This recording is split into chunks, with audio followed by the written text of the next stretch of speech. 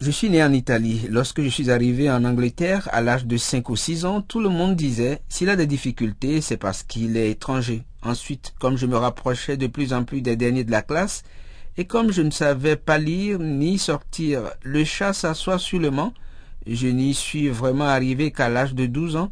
Mon écriture était complètement illisible et je ne savais pas épeler. Alors, on a commencé à me dire, vraiment, tu ferais mieux d'arrêter tes études. À ce stade, je dois dire que j'étais un peu suicidaire. Je me souviens très bien avoir pensé, eh bien, c'est sans espoir, ma vie est finie. J'avais 10 ans. Quant à l'idée que je puisse avoir une maladie, et d'un sens, c'est une sorte de maladie, une maladie qu'on peut surmonter sans prendre de médicaments en faisant juste des exercices appropriés, personne n'y avait pensé. Jusqu'au jour où on m'a envoyé dans cette école où l'on avait une approche plutôt intuitive des gens comme moi. Cela m'a donné confiance pour progresser. D'un seul coup, j'ai compris que j'étais moins en retard que certains et cela m'a rendu confiant pour tout faire. Le plus fascinant, c'est qu'en un an, j'ai probablement rattrapé les 4 années de retard que j'avais accumulées alors. Et après, j'ai même réussi à m'intégrer dans une école privée jusqu'au moment d'en sortir. Je n'ai jamais refait aussi bien que cette année-là. C'était vraiment ça. Soudain, ça m'a donné, je veux dire, quand j'ai rencontré ce professeur qui me disait « Vas-y, prends ce foutu taureau par les cornes. Assieds-toi, écris, arrête de t'en faire parce que personne ne peut te lire. Vas-y, écris. » Des tas de choses comme ça. Et ça m'a donné une très grande confiance en moi. Et puis il y avait le soutien constant de mes parents qui refusaient d'admettre que je suis aussi idiot qu'en apparence.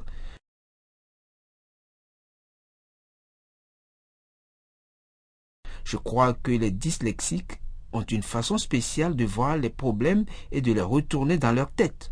Par exemple, si quelqu'un vient me voir en disant « Voilà, je veux une maison à un étage avec 3 chambres, une cuisine, une salle à manger et un salon », mes chambres seront à l'étage, car les chambres sont toujours à l'étage.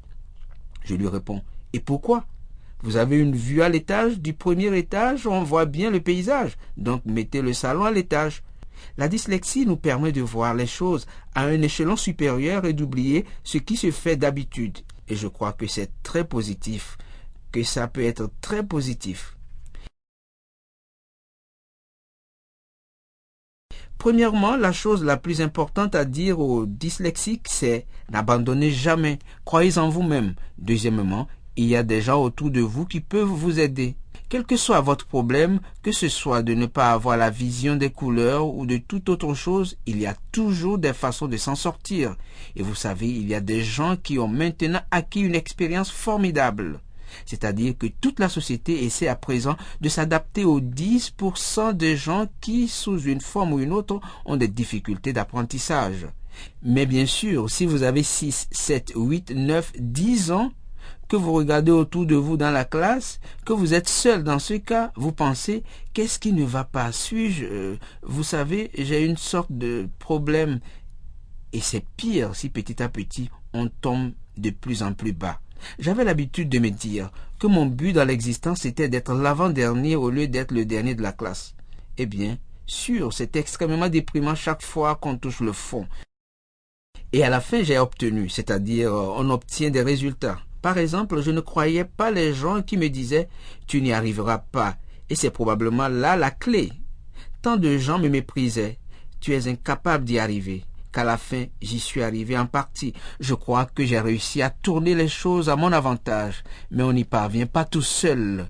Il vous faut un dispositif de soutien. Sans dispositif de soutien, c'est sans espoir. Mais maintenant que nous en avons eu, il faut l'utiliser.